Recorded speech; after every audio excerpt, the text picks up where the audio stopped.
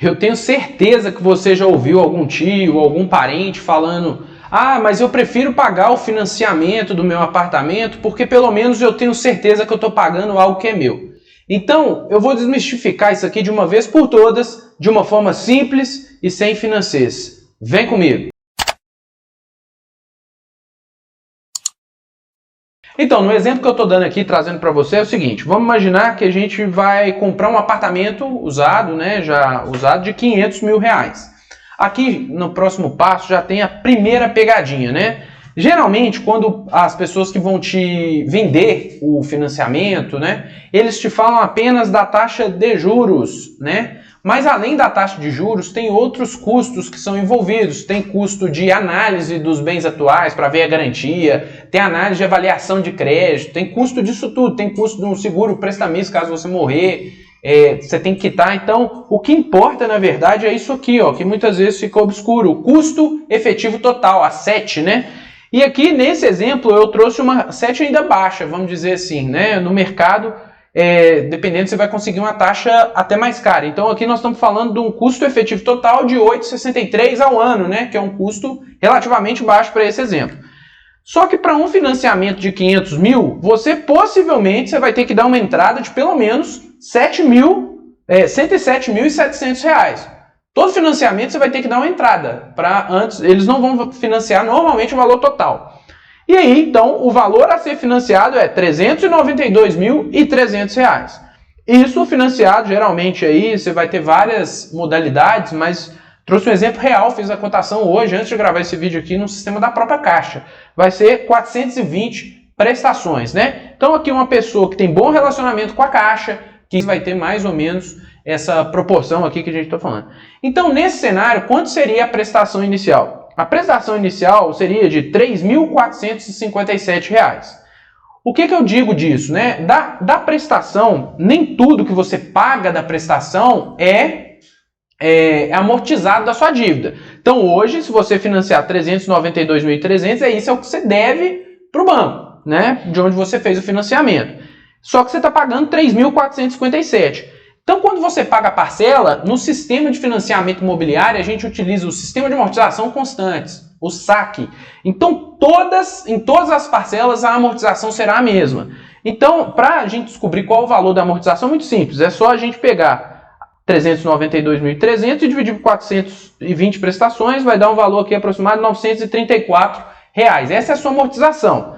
Então, dessa parcela, a sua dívida, você só vai abater da sua dívida 934. Por isso que eu digo o seguinte: a pessoa foi lá e falou assim: ah, mas eu estou pagando por algo que é meu. O algo que é seu é apenas isso aqui. O restante, né, são custos. 2.457 dessa parcela, você está pagando um aluguel, mas um aluguel para o dinheiro, né, o aluguel do dinheiro, porque o banco está te emprestando a um custo. Então, esse valor de 2.457, ele não é para abater do seu financiamento. Ele é apenas custo juros, né? Então, vou passar para uma segunda etapa aqui que é importante a gente entender nessa análise.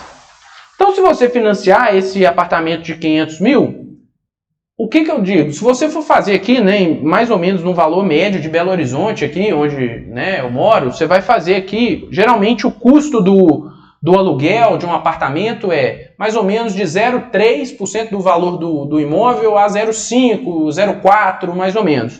Então aqui eu calculei 0,35, que é bem justo, está bem compatível, inclusive, com o apartamento que eu moro atualmente. Então, aluguel aqui, R$ 1.750 se fosse um apartamento de 500 mil. Ah, estou querendo um apartamento de 300, de 600. É só você calcular 0,35% aí mais ou menos, vai ser o valor que você vai pagar do aluguel.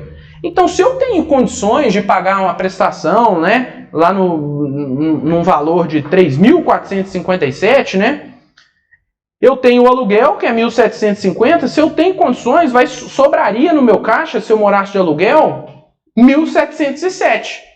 Então, num primeiro momento, se a gente for racional, morar de aluguel tem essa vantagem, né? Porque você vai pagar 1.750 e se você tem 3.457 para pagar de prestação, então quer dizer que você tem condições de poupar esses 1.707. Então, se a gente trouxer aqui para um fluxo de caixa, né, onde você vai fazer o seguinte: eu estou partindo do princípio que você já tem 1.707,700, que é o valor de entrada, para investir esse dinheiro.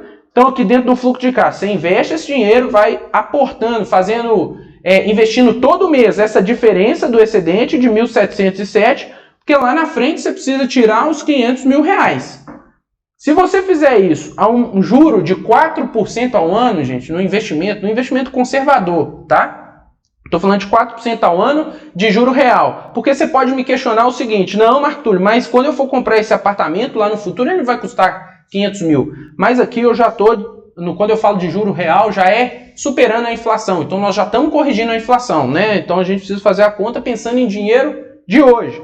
Então, se você fizesse isso, iniciasse um investimento com 107 mil reais, para lá no futuro você tirar 500 mil reais, tendo condições de aportar 1.707 todo mês, em 13 anos, ou seja, em 156 meses, você conseguiria comprar o mesmo imóvel. Esse é o poder dos juros compostos, né? Então, por isso que geralmente a maioria das pessoas que trabalham com investimento, que vai fazer essa conta para você, vai falar que em um aspecto racional é melhor morar de aluguel, mas obviamente que tem que levar os fatores emocionais, né? O que na prática a gente vê muitas vezes é a pessoa mora de aluguel e não junta esse excedente. Mas isso é tema para um próximo vídeo, a gente pode falar numa outra oportunidade. Então a gente tem que aproveitar e pensar o seguinte: se eu pagar 4.300 e tantos, é lógico que é uma parcela decrescente, mas só para essa parcela que ficar abaixo dos 3.000 reais, você vai ter que esperar pelo menos umas 60 prestações aí. Então, você vai pagar em 420 vezes um valor muito maior por um bem que custa apenas 500 mil reais. Então, de uma forma racional, por isso que a gente fala que normalmente é mais interessante morar de aluguel, e aí você está pagando realmente por algo que é seu também, mas com excedente aqui. Então você não desperdiça dinheiro. Ah, Marcos, mas tem condomínio, tem outras coisas, isso não deve ser levado em consideração, porque mesmo se você comprar o apartamento ou se você morar de aluguel, esse custo também vai existir nas duas situações. Ah, mas também, se eu morar de aluguel, eu não vou ter custo com manutenção. Mas sempre tem alguns custos que você, numa eventual mudança, você tem que reformar alguma coisa, entregar o apartamento de um jeito, melhorar o próximo apartamento que você vai morar. Então, é extremamente importante você ficar atento e fazer conta sempre para saber o que é a melhor opção, o que vale a pena. Então, muitas vezes a gente fala, poder ter, né, ter posse, ter condições de usar o bem, muitas vezes é melhor do que ter o bem, que é o caso do aluguel. A gente vai, depois em uma outra oportunidade, se você quiser, deixa aí nos comentários, a gente pode fazer um segundo vídeo falando das desvantagens de morar de aluguel, que também são inúmeras, e para que você possa ter a condição de tomar a decisão de maneira mais racional possível. Espero que tenha gostado, curta, compartilhe aí, se inscreva aí no canal, um forte abraço, vamos junto e até a próxima.